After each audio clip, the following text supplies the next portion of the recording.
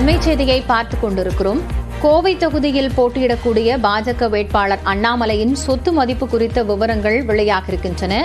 இன்று வேட்புமனு தாக்கல் செய்திருக்கக்கூடிய அண்ணாமலையின் சொத்து மதிப்புகள் எவ்வளவு என்பது குறித்த விவரங்களோடு கோவை செய்தியாளர் குருசாமி நம்மோடு இணைகிறார். அவரோடு பேசலாம். விவரங்கள் என்ன குருசாமி?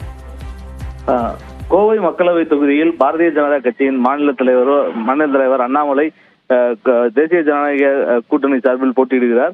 இவர் இன்று காலை தனது வேட்புமனுவை கோவை மாவட்ட ஆட்சியர் காந்திகுமார் பாடியிடம் வழங்கியிருந்தார். தற்பொழுது அண்ணாமலையின் சொத்து மதிப்புகள் வெளியாகி இருக்கிறது. அவர் அவிடவிடில் கொடுக்கப்பட்டிருக்கக்கூடிய அந்த பிரமாண பத்திரத்தில் தனக்கு அசையும் சொத்துக்களாக 36,04,100 ரூபாய் மதிப்பிலான அசையும் சொத்துக்கள் இருப்பதாகவும், அதே போல அசையா சொத்துக்களாக 1,12,00,000 ரூபாய் மதிப்பிலான அசையா சொத்துக்கள் இருப்பதாகவும் தெரிவித்துள்ளார். அதே போல அவரது மனைவி அகிலாவின் பெயரில் 2,03,12,077 ரூபாய் மதிப்பிலான அசையும் சொத்துக்களும் 53 லட்சம் ரூபாய் மதிப்பிலான அசையா சொத்துக்களும் இருப்பதாக தெரிவித்திருக்கிறார்.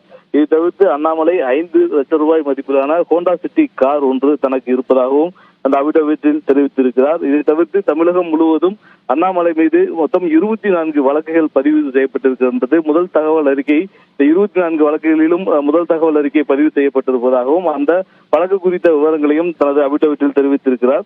இதை தவிர்த்து HDFC வங்கியில் 25,30,492 ரூபாய் பணமும், அதே போல கனரா வங்கியில் 2,608 ரூபாய் பணமும் வைத்திருப்பதாக தெரிவித்திருக்கிறார். இதை தவிர்த்து தனது கையில் 5 லட்சம் ரூபாய் ரொக்கமாக பணமாக இருப்பதாகவும் அபிடவிட்டில் தெரிவித்திருக்கிறார். இதே போல இவரது மனைவி அகிலாவிடம் 1,56,000 ரூபாய் பணம் கையில் ரொக்கமாக இருப்பதாக அந்த அபிடவிட்டில் தெரிவித்திருக்கிறார். தற்போது இந்த தகவல்கள் அனைத்தும் இன்றைய தினம் தாக்கல் செய்யப்பட்டிருந்த வேட்புமனுவில் இந்த தகவல்களை பாரதிய ஜனதா கட்சியின் மாநில தலைவரும் கோவை வேட்பாளருமான அண்ணாமலை தெரிவித்திருக்கிறார்.